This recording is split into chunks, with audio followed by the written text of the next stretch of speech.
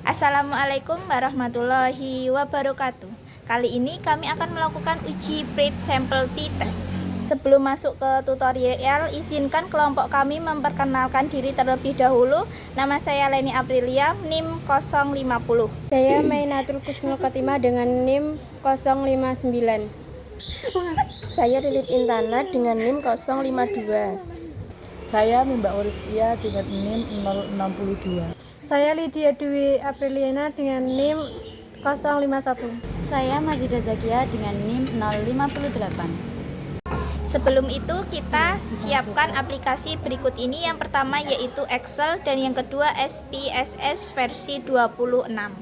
Uji pre-sampel t-test merupakan bagian dari uji hipotesis kooperatif atau uji perbandingan.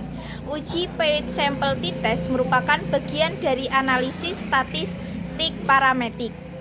Persyaratan uji pre-sampel t-test adalah data penelitian berdistribusi normal. Data yang digunakan dalam uji pre-sampel t-test pada umumnya berupa data berskala, interval, atau rasio data kuantitatif. Tujuannya yaitu untuk mengetahui apakah terdapat perbedaan rata-rata dua sampel atau dua kelompok yang saling berpasangan atau berhubungan. Dasar pengambilan keputusan pada uji pre-sampel t-test menurut Singgih Santoso 2014, yang pertama yaitu jika sigma kurang dari 0,05 maka HO ditolak dan HA diterima. Yang kedua yaitu jika nilai sigma lebih dari 0,05 maka HO diterima dan HO ditolak. Yang kedua yaitu membandingkan T hitung dengan T-table. Yang pertama yaitu jika nilai T hitung lebih dari T-table maka HO ditolak dan HA diterima. Yang kedua yaitu jika nilai T hitung kurang dari T-table maka HO diterima dan HA ditolak. Siapkan data yang akan diuji dalam file Excel. Yang kedua, pastikan data pretest dan posttest berdistribusi normal bisa menggunakan uji normalitas Kolmogorov Smirnov dengan langkah-langkah sebagai berikut. Yang A, buka SPSS, klik variabel view, tuliskan hasil pada baris pertama kolom name dan kelas pada baris kedua kolom name. Ubah kolom desimal menjadi 0 karena data kita bulat. Tuliskan hasil belajar siswa pada baris pertama kolom label dan kelas pada baris kedua kolom label. Biarkan non pada baris pertama kolom value tetap pada non baris kedua kolom value, klik tanda titik. Berikan kode 1 pada volume dan pada label tuliskan pretest, klik add. Berikan kode 2 pada value dan pada label tuliskan posttest, klik add, klik OK. Yang B yaitu klik data view. Kolom hasil diisi dengan hasil belajar siswa dan kolom kelas diisi kode 1 untuk pretest dan 2 untuk posttest. Selanjutnya, klik Analyze, klik Descriptive Statistik, klik Explore. Selanjutnya, pindahkan hasil belajar siswa ke Dependent List dan kelas ke Factor List. Kemudian, klik Plots. Klik Normality Plots with Test, kemudian klik Continue, lalu klik OK. Selanjutnya, hasilnya ditunjukkan pada gambar di bawah dan fokuskan pada bagian Test of Normality. Yang selanjutnya yaitu pengambilan keputusan. Jika nilai sig lebih dari 0,05 maka data berdistribusi normal. Jika nilai sig kurang dari 0,05 maka data berdistribusi tidak normal. Berdasarkan uji SPSS yang telah dilakukan, diketahui bahwa nilai sig pada pretest adalah 0,116 dan nilai sig pada posttest adalah 0,2. Kedua nilai sig lebih besar dari 0,05, maka pretest dan posttest berdistribusi normal. Selanjutnya, buka SPSS, kemudian klik variabel view, ketikkan pretest dan posttest pada kolom name baris pertama dan kedua. Lalu, ubah kolom desimal menjadi 0.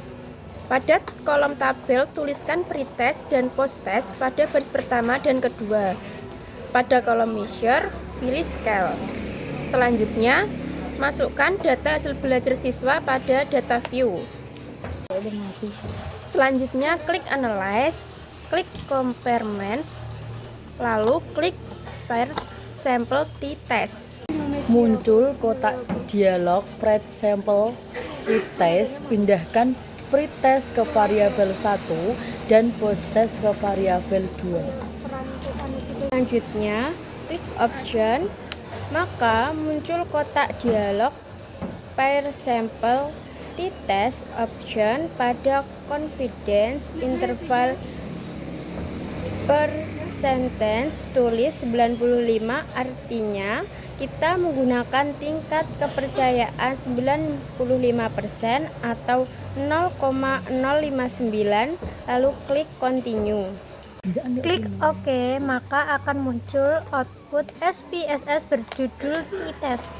Yang selanjutnya yaitu penafsiran hasil uji Print Sample T-Test menggunakan SPSF. Yang pertama yaitu tabel Print Sample Statistik. Nilai pretest memiliki rata-rata hasil belajar mean sebesar 54,62, sedangkan nilai posttest memiliki rata-rata hasil belajar mean sebesar 67,69. Jumlah siswa sebagai sampel penelitian N adalah 13 siswa. Nilai STD deviation pada pretest adalah 10,300, sedangkan posttest adalah 0,727. Nilai STD error mean untuk pretest adalah 2,857, sedangkan untuk posttest adalah 2,975. Karena nilai rata-rata pretest kurang dari posttest, maka dapat disimpulkan ada perbedaan rata-rata hasil belajar pada pretest dan posttest. Yang kedua yaitu tabel Print Sample Correlation. Nilai koefisien korelasi sebesar 0,350 dengan nilai signifikasi Sing sebesar 0,242.